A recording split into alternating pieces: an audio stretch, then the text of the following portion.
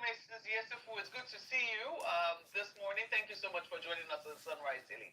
Good morning, and thank you for having me. It's a pleasure being here.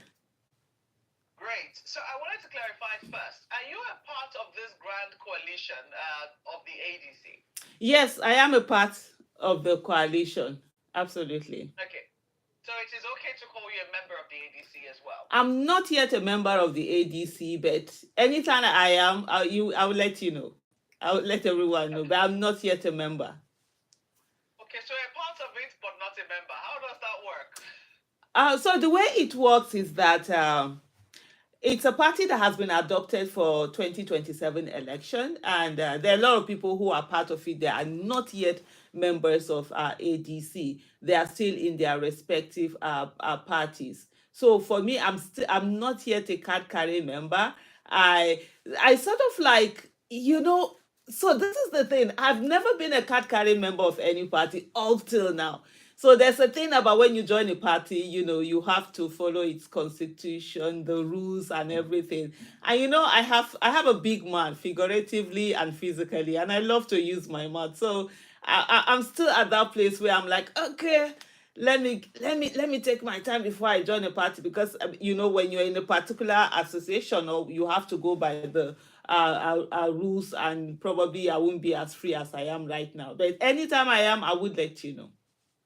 Okay, so we're looking out for that particular notice. But these are the events that we're currently tracking, this week, developments that we're looking at. We've seen, let's start first with that issue of the governor of Edo State. And I believe that our producers have that particular video. So for those who missed it over the weekend and haven't caught it anywhere, here's what the governor of Edo State said at a particular rally.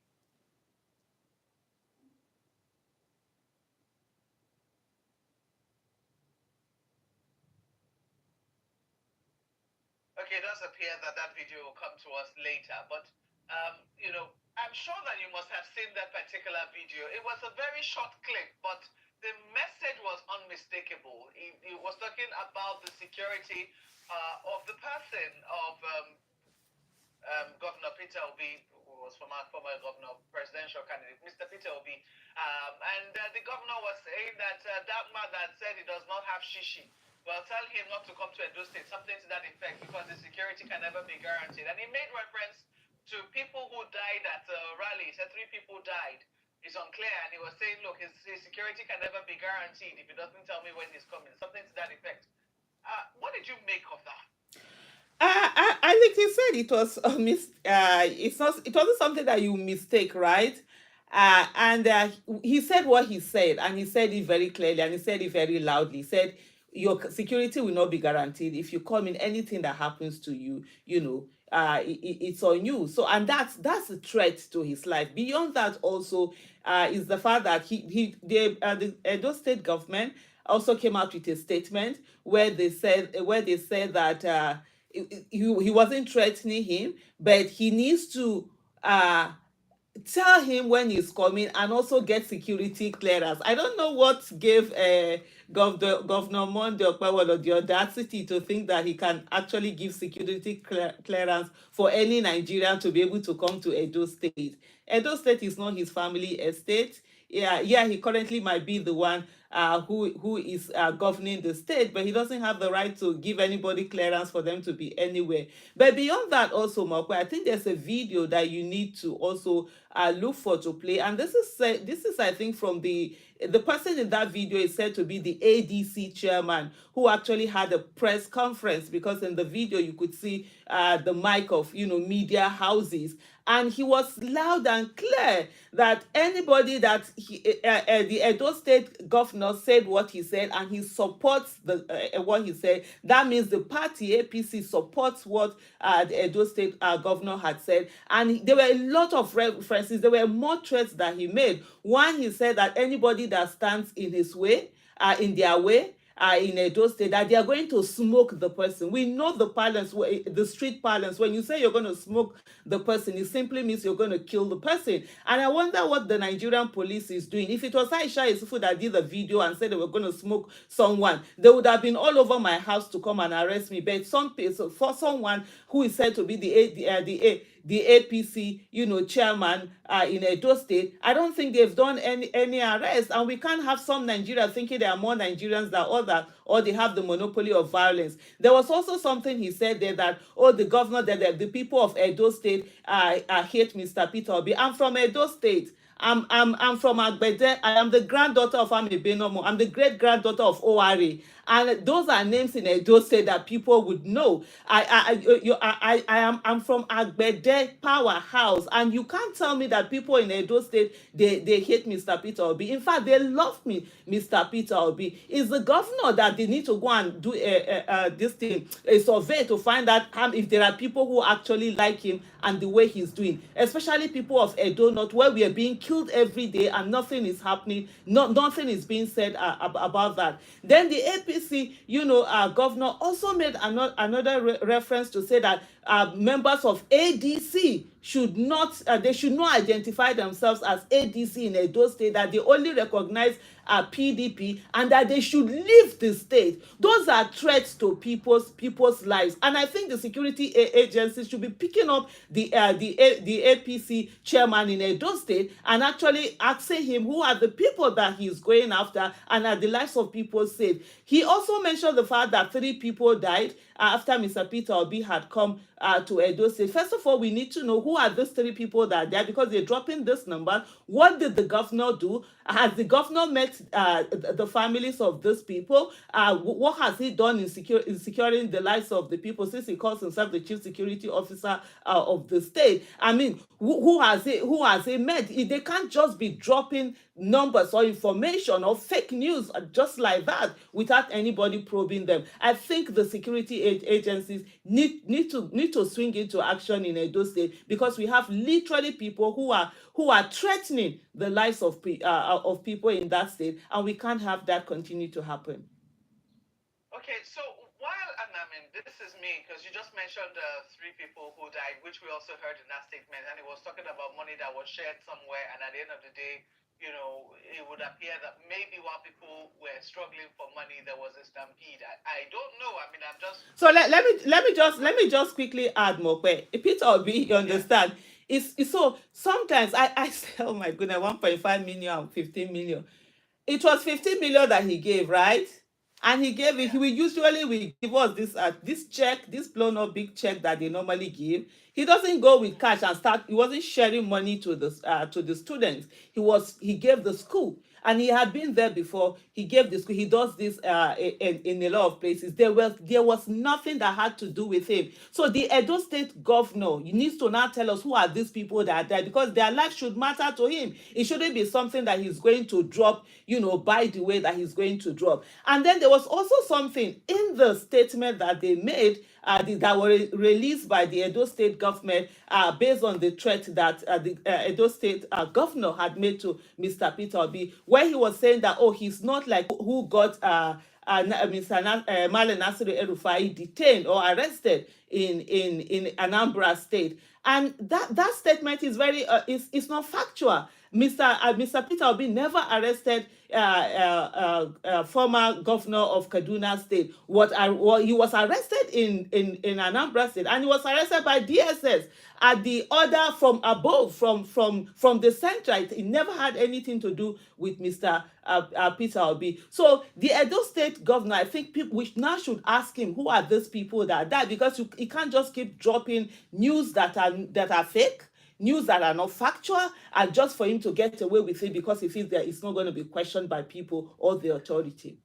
This is the second time we're saying this. I mean, first time I think it was in Benue, where the governor, dropped a cryptic message of sorts, and was Mr. Peter Obi who came out to say this message is addressed to me, and that he had tried to go and see people in IDP camps, and he had been told that he couldn't reach the governor. He narrated the entire experience he had with the governor. But I'm wondering, as somebody who is really close to him and somebody who has been supportive of his presidential ambitions, do you think that there should be extra precautions taken around his movements, to states, especially now that we're now beginning to see, will I say, governors a little more, will I say, unwelcoming of his coming to their state. Let's put it that way. Yeah, beyond unwelcome is also very unconstitutional in the statements they are making and the stance they are making. And for everybody that see it, you could see you see the tactics that is going on, and I think there is fear. The APC government is very much afraid of Mr. Peter Obi and what he represents, and the fact that he goes around meeting with people. He gives hope that they have stolen from the people, and he's welcome in anywhere that you see him. And so you're beginning to see these tactics that they want to assume that, oh, he shouldn't come to their state. The second governor have said it. I wouldn't be surprised if we're going to see the third, fourth, and fifth one, and going on. And so yes, there's now Nigerians, or we should be worried about the situation of things right now, because there are threats to his life, and these threats are not things that should be taken very lightly, and these threats are not being made by people whom you will just dismiss with a wave of the hand. These are people who are supposed to be upstanding members of the society, but they are using death threats against Mr. Peter Obi. Yeah, of course, it's something that is worrisome, and I think the state in itself should, well, if there was a state, that is because we have a state capture in Nigeria. Otherwise, security agencies should be should be on alert and ensure that they are safeguarding Mr. Peter Obi. At this stage, honestly, his life is in danger, because we are seeing people who feel very uncomfortable, who feel threatened by his popularity, by the fact that people like him, by the fact that people, he's out there doing the things that they should be doing. The failure of government, he's the one who is fixing it. And at the end of the day, whether we like it or not, we see it every day. He happens to be the de facto, president of Nigeria, because every problem, everything that you would usually call in the president, it's Mr. Peter Obi that is being called instead of the person who is currently occupying that seat. Okay, let me go to my colleague Ayo. I'm sure he would like to take you up on this matter which you have been following in the court with Senator Natasha Uduaghan. Ayo.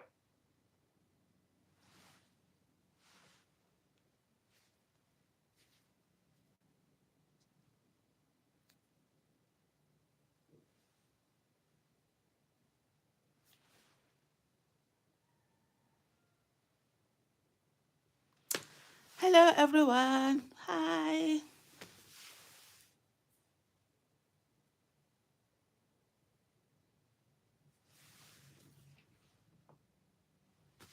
Abidemi, even if they are going to defeat you, you should not defeat yourself. Which one is we need a presidential candidate like that? Peter Obi cannot defeat Tinubu. Are you going to defeat yourself?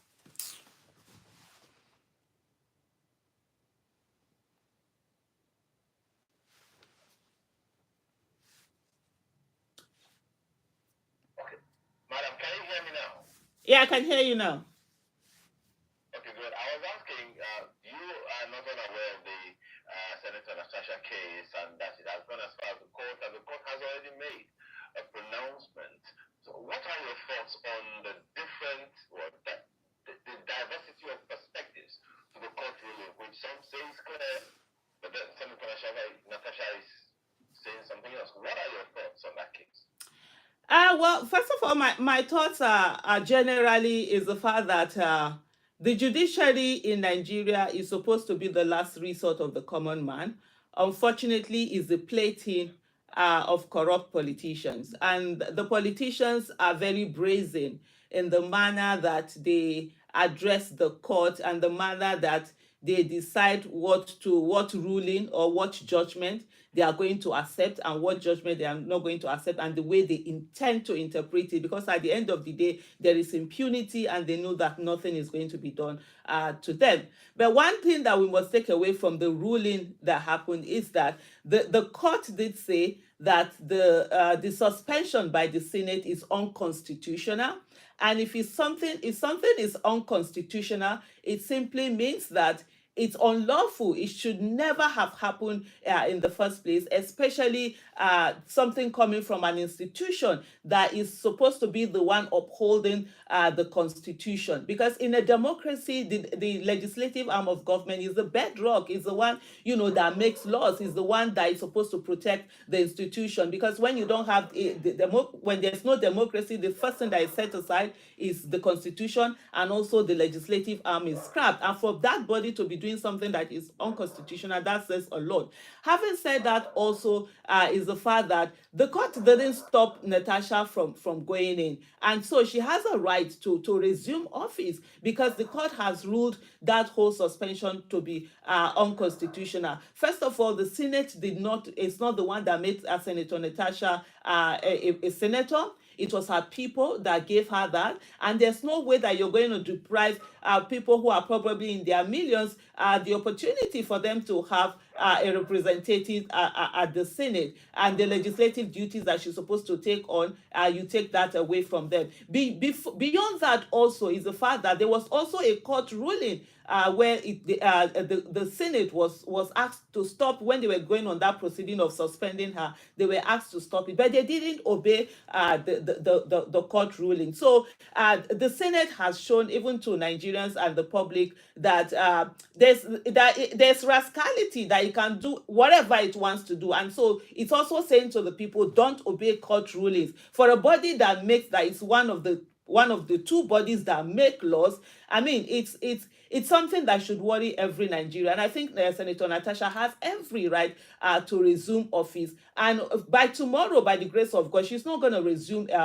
alone. There are people who are going to go with her, and I will be one of those people that will be with her and stand with her. And if the Senate decide that they're going to kill us, let them kill us, because at the end of the day, they've shown us that we are not wanted. Out of 109 senators, we have only 4 women, and then yet they keep, you go after them. You're going after this particular lady who has done nothing other than discharge her duties the way she should. And the same thing that they say, oh, she has done, she didn't speak from a seat of where she is, and all of that. How many other senators have done that, have even done worse than that? Even the Senate president himself has done worse than that. Nobody suspended him. Enough of us being treated in this country as if we are second-class citizens. So yeah, she will resume by the grace of God tomorrow. She wants to be there, and as long as she's ready to be there, I will be by her side. And any Nigerian that feels that injustice to one is injustice to all should also join her tomorrow at that Senate to be there. Well, if you have seen that judgment, madam, the number 10 on the item says that the judge says, and I quote, I find this excessive. That's the sentence, the 6-month sentence that you spoke to earlier. I find this excessive and overreaching, noting that it will prevent a member from complying with Section 63 of the 1999 Constitution. Well, I'm not sure that the court actually outrightly said it's unconstitutional, but that the judge is saying it is excessive.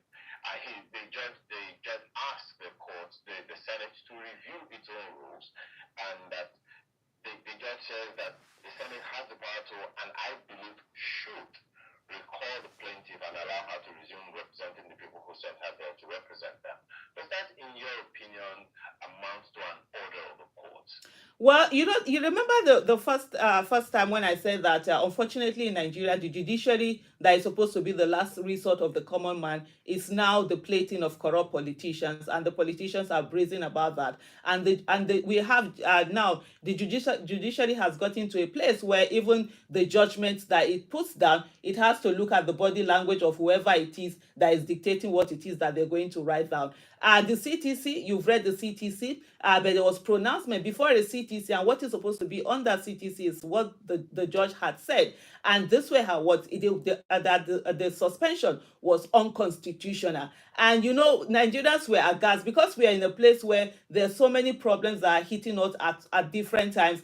We can't even take on a lot of fundamental things that are going wrong within our society, where one pronouncement is made, what is said, and then when you now come to the CTC, you're seeing something different. And where now you are having judges, instead of them making a ruling, they are going on to give opinion and say, in their opinion, You can't be a judge and be doing your opinion. But anyway, that's what is there. She had said it was unconstitutional, and I think we need to get. This is the time where we now begin to say we need to get to a place where we have stenographers who are putting it everything down as is being said, and there should be a ruling that not a word will be changed for that. If cameras were allowed in courts, and I don't know why cameras are not allowed in the courts, they will tell you not to film this, not to do that. If cameras are allowed, we wouldn't have a situation whereby what you heard being said becoming different from what is on the CTC.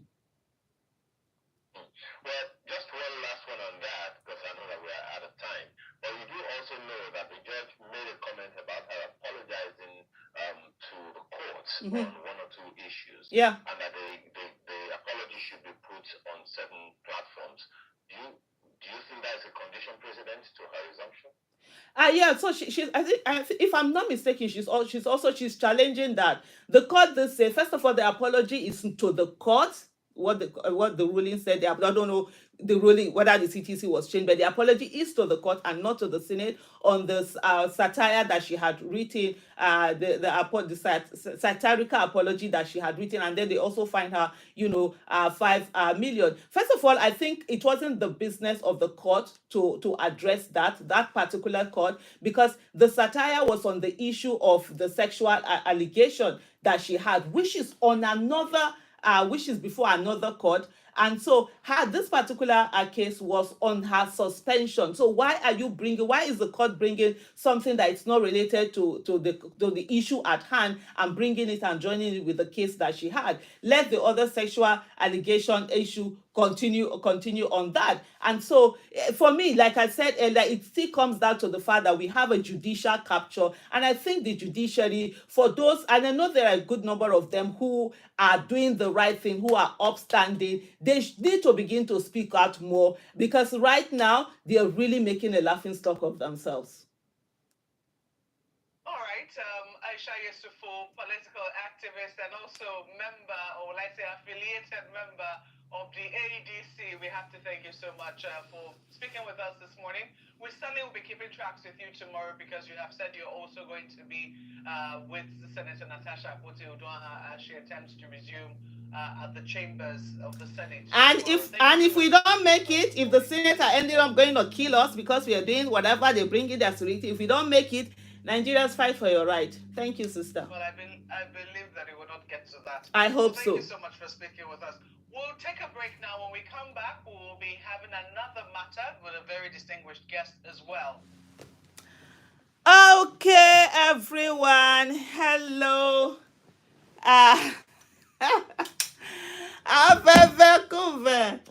Oh my goodness. Sorry everyone. Let me I just you saw my scatter table. That's how my table is. So hello.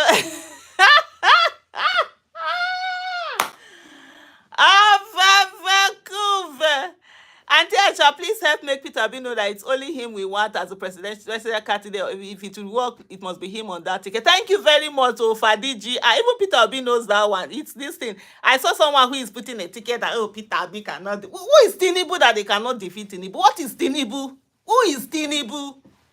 Where?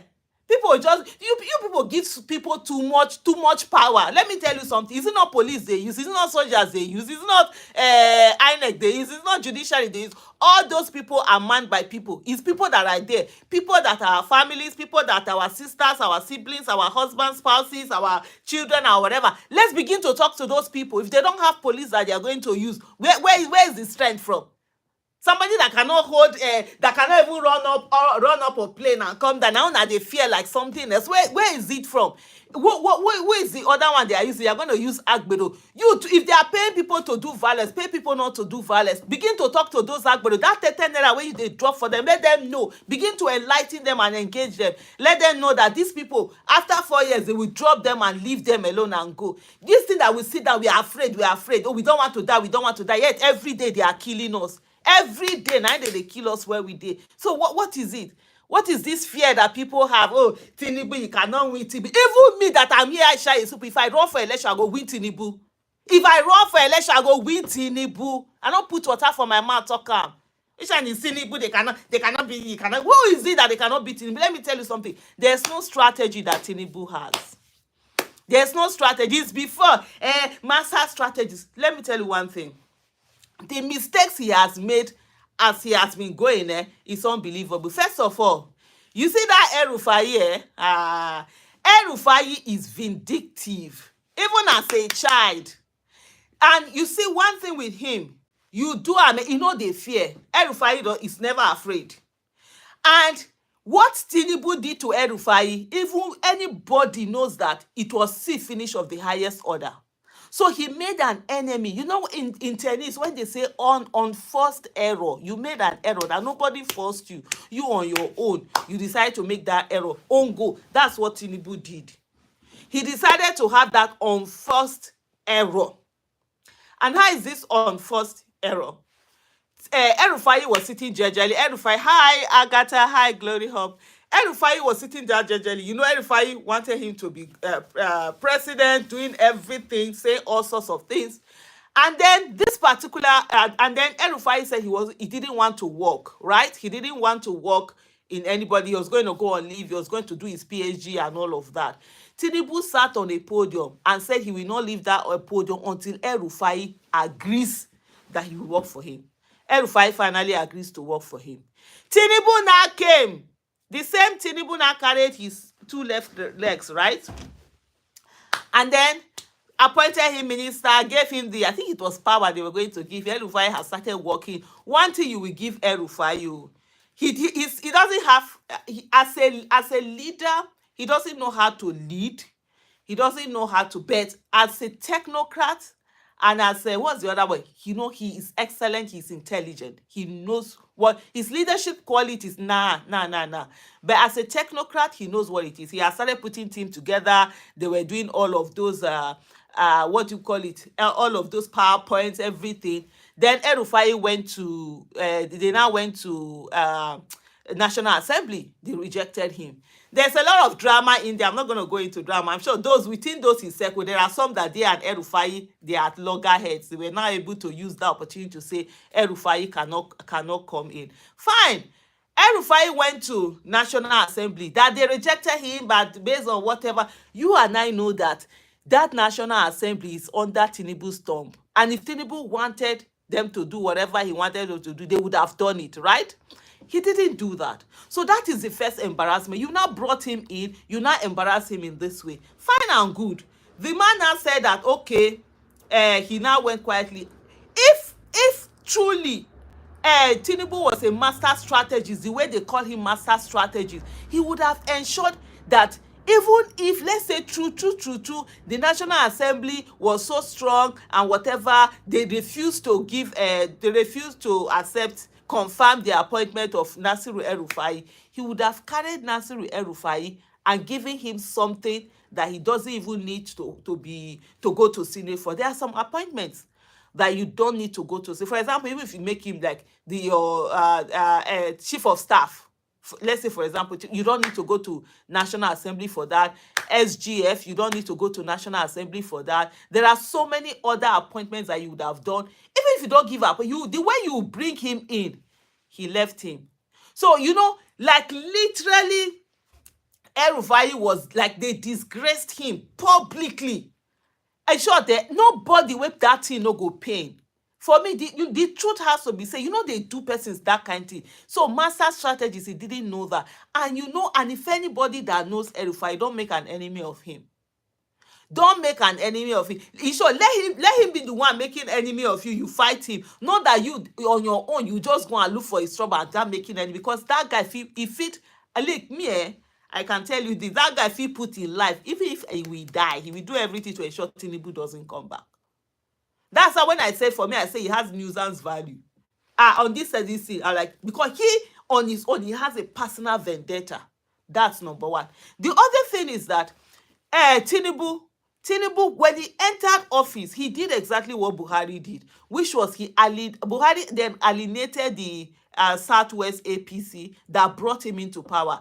It is the Northwest that brought Tinubu, that gave him the opportunity to be able to rig to win election, because there's a kind of rigging that you will do. There's a kind of loss that you will lose. Even if you rig, you will only rig to reduce the embarrassment. You will not rig to enter office. For example, the way they won him in Lagos, the margin was so much that when they actually rigged a Lagos state election, they rigged it to reduce the number. Places like Plateau, they rigged it to reduce the number. Other places they rigged to win, like Benue and Co. Those ones are different. And then, you saw what happened in Rivers, what Wike did, and all of that. So when Tinubu now got into office, he decided to ignore and begin to do anyhow with the northwest. What he now started doing was like looking for people who, and this is always Tinubu's tactics, but in doing any tactics, thank you so much, Anthony Pamis TV. Thank you. God bless you.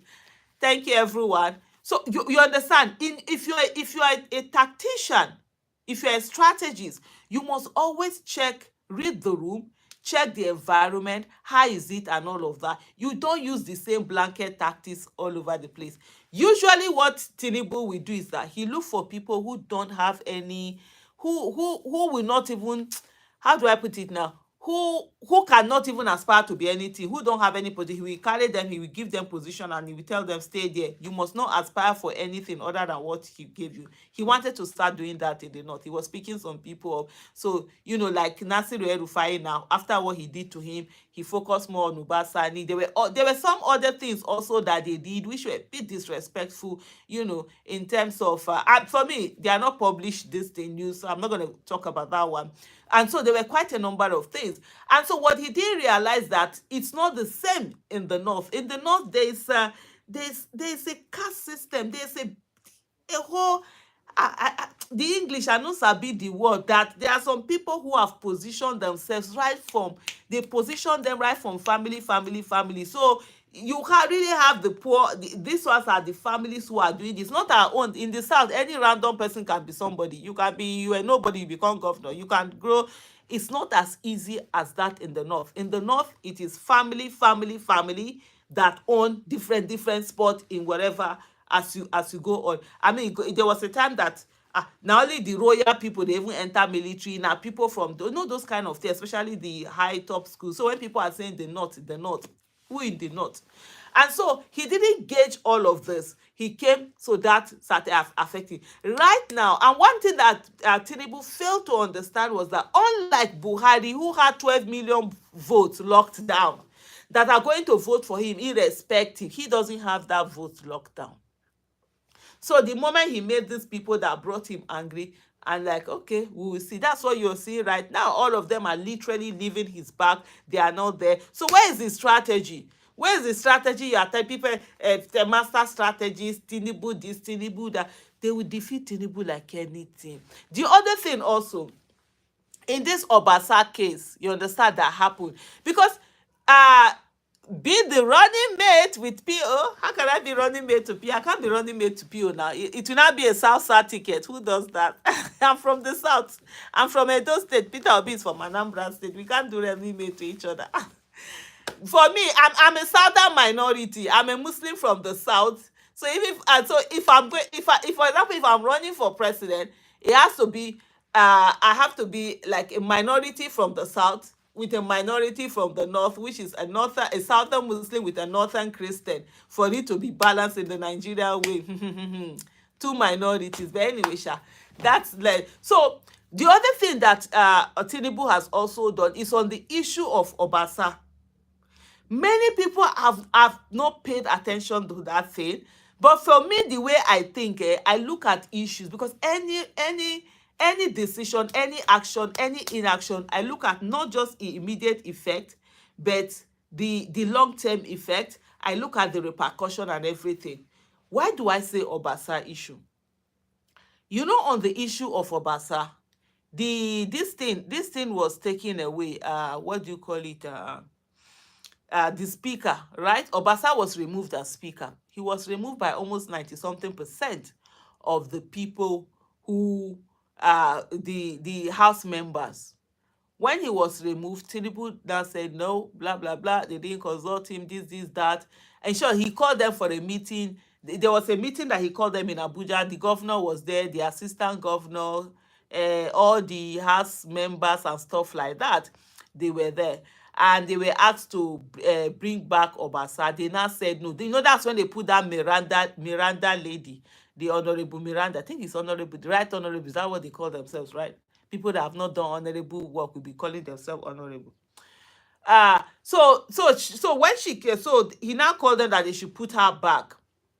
In telling her to put her back, they said no. I remember some of there's this what did they call it, APC something, they are there's a particular body, oh I've forgotten the, oh god, oh, GC something, GC, but they are governing council, they are governing council.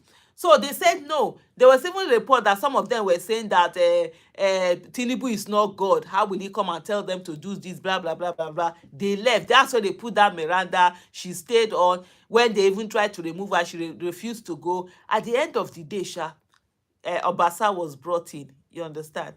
The Miranda lady now went back to being deputy speaker that she was. But you see that whole thing, this is my take. And I might be wrong, oh, but this is how I look at things. You see, what do I call it now? You see that whole thing, it has gone. But you know what? There will be people who will be angry. Just like what he did to El-Rufai. There will be people who will feel hurt, who will say, no, this guy just belittled us. Because actually, that's what it is. He belittled them. The governing council has made a stand. This man has to go. This is that. You now come and you are telling them that, no, the thing that they did publicly, you made them to reverse it. What that then means is that you just made them to be their nothing. Out of that governing council and their supporters, there are some that might end up angry and might work against him in the 2027 election. That he's saying that he Kukuma didn't win Lagos before. That they are saying the person, he's saying them and saying, okay, you think you're this. We're going to show you that you're not this. We're going to show you that we too, we have our own importance. So for someone who is supposed to be a strategist, you don't do that. You don't go, first of all, you know you didn't win the election. You rigged the election. Everybody knew you rigged the election. You have come in, your policies have not been friendly. You've not done well for the people. And you are antagonizing people in their little corner, little corner, little corner, little corner. And there are people that, in fairness to them, they felt that Tinubu was going to do something. They felt that what was done in Lagos, he was going to repeat it, forgetting that there was really nothing that was done in Lagos. Most of what Lagos got was they were beneficiaries of the policies that Obasanjo was doing. So all those reforms that Obasanjo was doing, Lagos State was beneficiary, being that most companies have their headquarters there and all of that. And Lagos State gets a lot of revenue. You know, when we compare Lagos State to states in Nigeria, it's so unfair. Lagos State should be compared to countries. There are some countries that what in Africa that what Lagos State is getting, they are not getting it, and they are even way better than Nigeria. And so Lagos State on its own is different. Because we compare Lagos State to Edo State or Lagos State, how much does Edo get? And so with all that is coming into Lagos State, they're not saying it. What is in Lagos when you reach to Lagos? It's so disappointing that it's unbelievable. And so there is that anger. Beyond that also, there is the anger also from people from Lagos, from the southwest, where this particular person, this Tinubu, has had his hand on the grip of people, gripping people's neck, and they are all out there. And a bit of other things here, there. So when I see people call a master strategy, I'm still looking for the strategy. King Soso say, can Obi defend our vote? We know APC depends on rigging.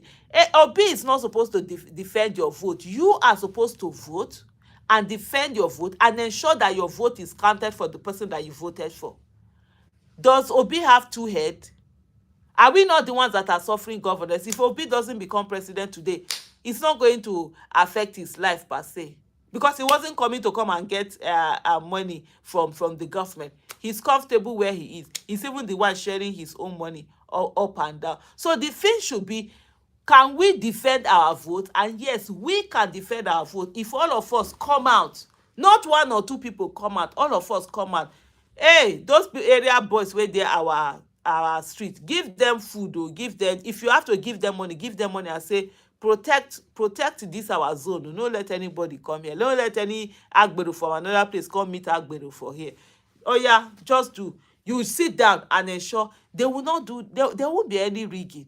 If people in what do you call it, in INEC don't go out and support whatever that is being done, there won't be any rigging. You understand? So these are things that we should stand for, we should be talking about, not that this thing. How sure that ADC will give him ticket? We really need him come 2027, Kingsley Eze said. Kingsley, and then she to Mustafa says, but the main problem now is ADC and APC are both right off. Well, so if we go by this way, first of all, when you tell me how sure am I can't tell you that I'm 100% sure, and I can't assume 100% sure.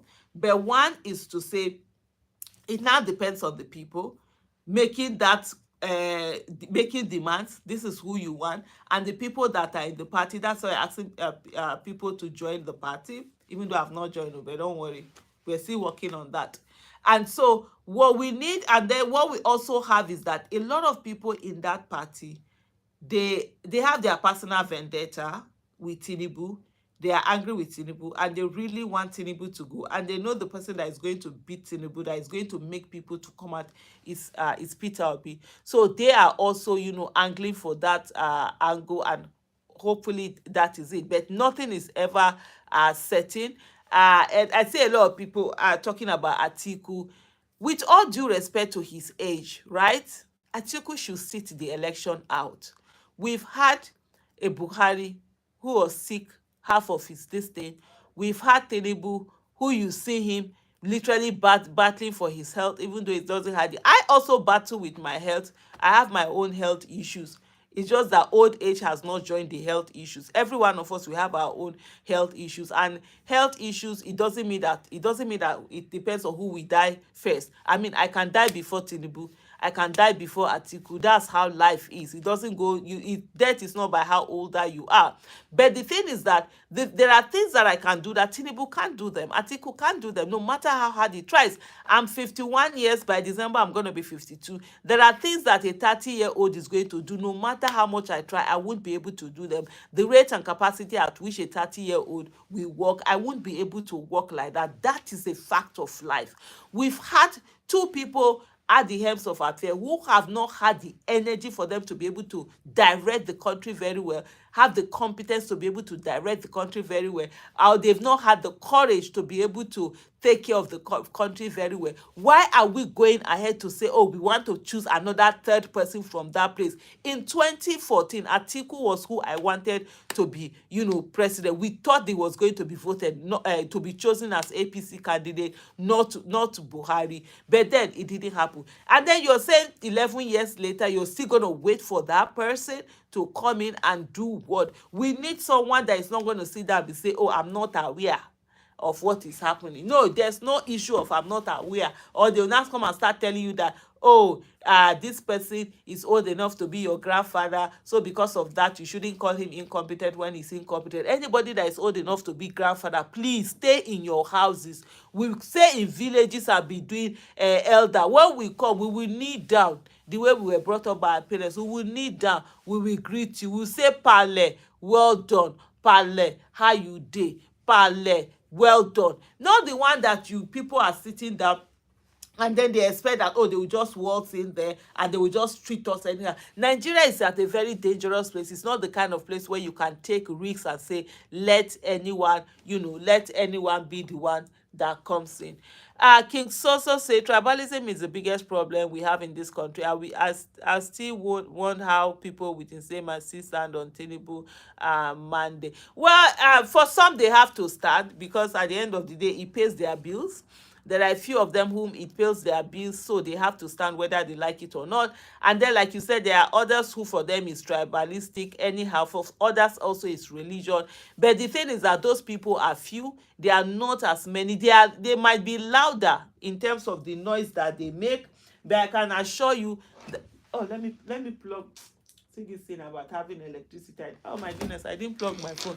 They might so yes, there are some of these people who will see them out there. They might be louder, but I can assure you that they are fewer in numbers. It's just the fact that they're very loud. And so there are so many people who for them it's about the hunger.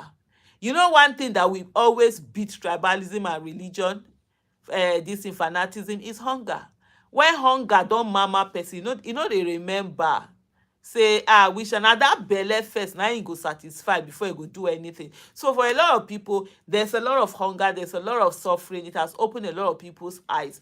And you saw what happened even when Buhari died. Look at celebration that was going on in the northern part of the country, and all of that. Who would have thought? Many people, what you see on social media is different from what is on ground or reality. When we used to say this in that, look, in the north they don't like the way Buhari, this one, they will be painting him on a different, picture. But you see that whole celebration that is going on. And then another thing also is that we're having demography of people. Like, for example, in the northern part of the country, you have a lot of young people who are on social media, who are on TikTok and all of that. These people, this thing, these people are growing up and they have a mind of their own, different from their parents. They are not the usual bucky. So they must vote this one, they must vote based on religion.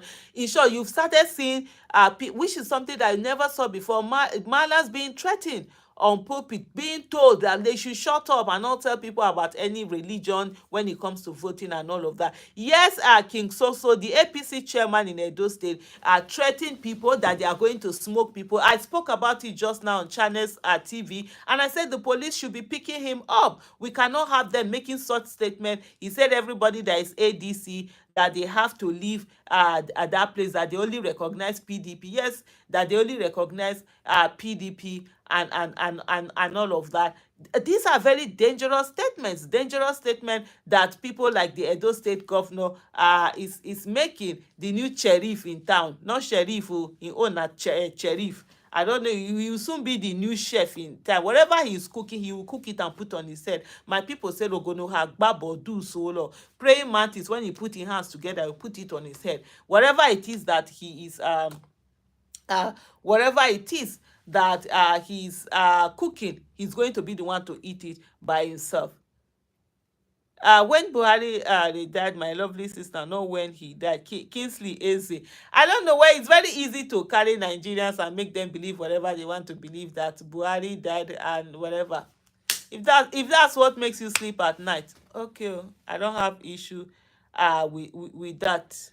Peter Obi has changed politics in Nigeria. We talk about him a lot here in the UK. He's the only one that can inspire voters to come out to vote and defend it. Absolutely. Emmanuel Ofia, you said it all. Because at this stage, and you can see Tinubu knows he's not going to win election. He didn't win election before. He's not going to lose, and he has lost more followers. So Tinubu is going to do rigging, do all sorts of things. Nigerians have to come out in numbers for rigging to be prevented. Nigerians have to come out in numbers. Nigerians have to come out en masse, that they are voting, they are protecting their votes and ensuring that their votes are counted. And the only person that I see that can inspire that is Mr. Peter Obi. We saw what happened day before yesterday, July 19th, on his birthday. All over Nigeria, 36 states in Nigeria, there were celebrations that were put together by citizens, not Mr. Peter Obi. Left to Mr. Peter Obi, he did, when they even started, he didn't want that. He was like, him, he kukuma left the country for obedience on that day and traveled out of the country. He didn't want all of that celebration or let them make noise about him. People are doing party or something. He didn't trust him now. But people did it. And so he's the only one that will inspire people to come out. Putting anybody on that ballot paper is not going to make it work at all. And we know what we have. And what we have is that we need a situation whereby, say when they can't beat him where they go beat Tinubu for election. And they can't beat him where be say, even if he rig, if he get anyway. Now the can't where you go sit down, look the numbers, you say for how you want rig am? How you want rig am? you don't feel regan now. So that's the kind of thing that you need. And the only person that is going to inspire people to come out, they're going to be men. And don't forget, there are a lot of young people who are going to turn 18 before 2027. The last of all of Gen, I think all of Gen Z, I think all of Gen Zs, if I'm not mistaken, are going to be turning 18 by 2027. So all Gen Zs will now be able to vote. The Gen Alpha, they will be turning 17. They will be the first of Gen Alpha will be turning 17 at that time. But I think the whole of Gen Zs should be able to vote. But anyway, we're going to have millions more people that will have the capacity to vote. So it's left for you and I to begin to talk to them, and then for them to vote right for Nigeria. And don't leave voting to old people. Don't leave governance to old people. Old people are going to make policies that they know they are not going to be here to face the consequences of those policies. All the monies that Tinubu is borrowing, he's not going to be alive to see when you are paying those things back. Where he's going to is closer to him than where he's coming from. Even me in my small 50s that I am, where I'm going to is now more closer to me than where I'm coming from. And there are policies that might be making that I won't be alive to see some of these policies, being when they will materialize, or when they will really have effect, or some of the payments that we go. It's possible. So, and then we cannot allow, there are people, the younger you are, the longer you can stay in Nigeria. Like I always tell people, I used to use this analogy to say, how long do you want to live in Nigeria? How long do you want to live on earth? Do you want to reach 90 years? Let's say, for example, every one of us here, we say we want to live to be 90. I know some people want to live to be 100. I'm like, why do you want to live to be 100 anyways? But I saw a 102-year-old lady that was so strong, walking, talking, doing her thing. I'm like, wow. But anyway, you want to live to be 90. Just check yourself now. How old are you? If, for example, if you're on this call right now, we have how many people? 237 people watching right now. If you are 20 years, right, that means you have another 70 years to live in Nigeria. And if you don't do anything about governance, it's going to be worsening. If you're 30 years, you have 60 more years to live in Nigeria. If you are 40 years, you have 50 more years to live in Nigeria. If you are in your 50s like me, and you want to live up, you're going to live up to 90, you have 40 more years to live in Nigeria. If you are 60, you still have 30 more years. If you are 70, you still have 20 more years. Even when you are 80, you are not free. You still have 10 more years. Papa, if you are even 90, who knows, you might even add another 10 years and get to 100.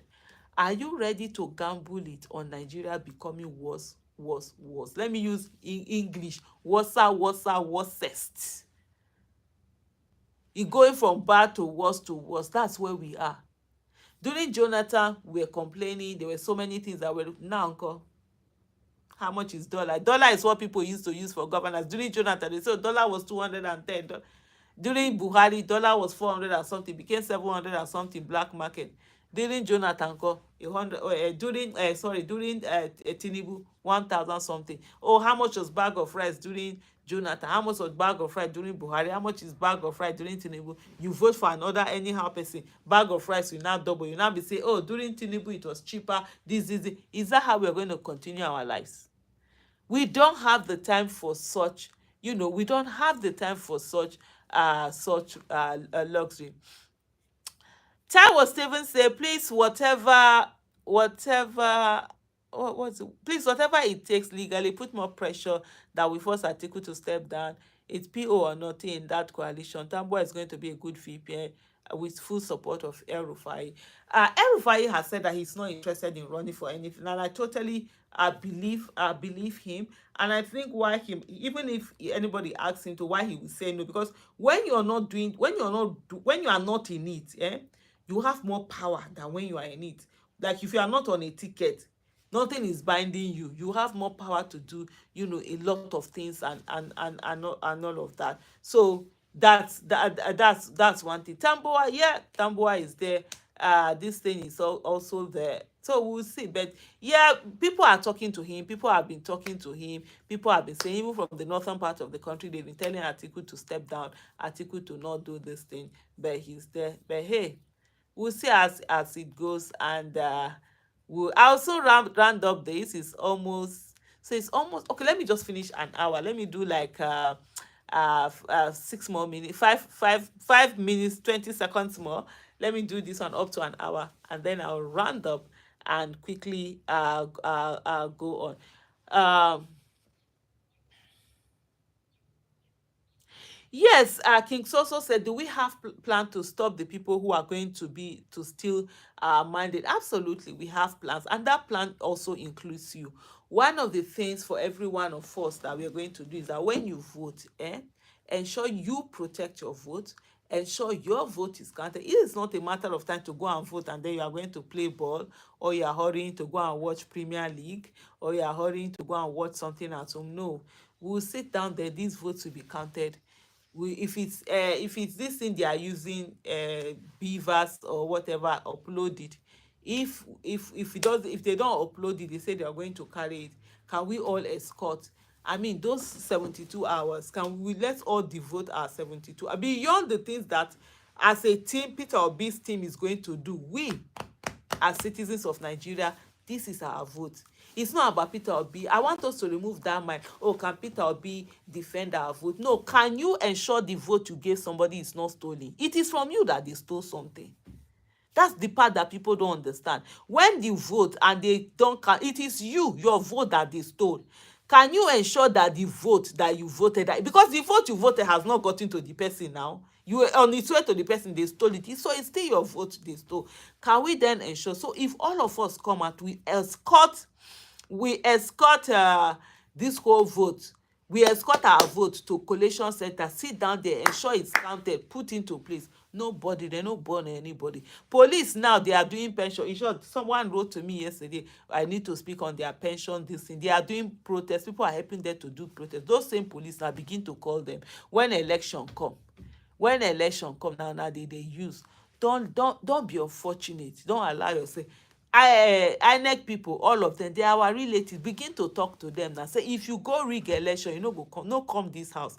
Go stay with the person where you rig election for.